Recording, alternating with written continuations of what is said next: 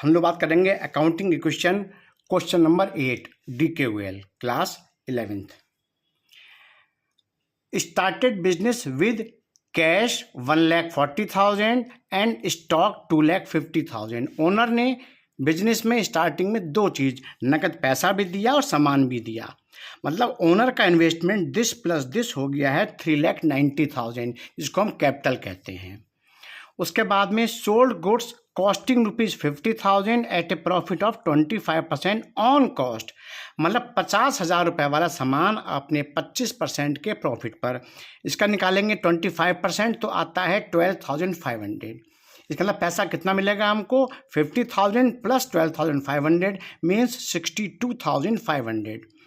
अब स्टेटस हो गया, we are having cash of ₹2,02,500, stock 2 lakh, capital 4,02,500।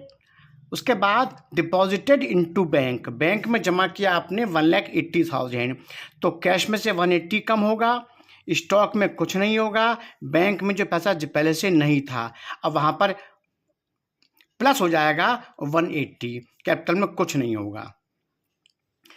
कई बार देखिए बच्चे प्लस माइनस में भी कंफ्यूज करते हैं। ये जो माइनस है मतलब अपर वैल्यू से माइनस करना है, ये जो प्लस है वो अपर वैल्यू में करना है, मगर जो फाइनल इक्वेशन निकल के आती है इसमें अपर वैल्यू से मतलब नहीं होता है। Now we are having cash 22,500 plus stock 2 lakh plus cash at bank 180, ये सब मिला करके इक्वल होता है हमारी कैपिटल के बराबर 4,02,500।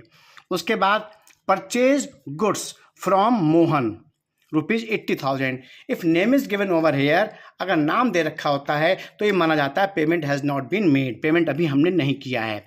अच्छा, अब हमने सामान तो खरीद लिया है तो स्टॉक तो बढ़ेगा, मगर पैसा नहीं जा रहा है, और जब नहीं जा रहा है भी तो मतलब देना तो पड़ेगा, तो एक लायबिलिटी जनरेट हो रही है, इसको हम कहते हैं क्रेडिटर, जो अब तक जीरो थे। Now we are having cash 22,500, stock 2,80,000, cash at bank 1,80,000, capital 4,02,500 और creditors 80,000। Means equation proved, assets are always equal to capital plus liability.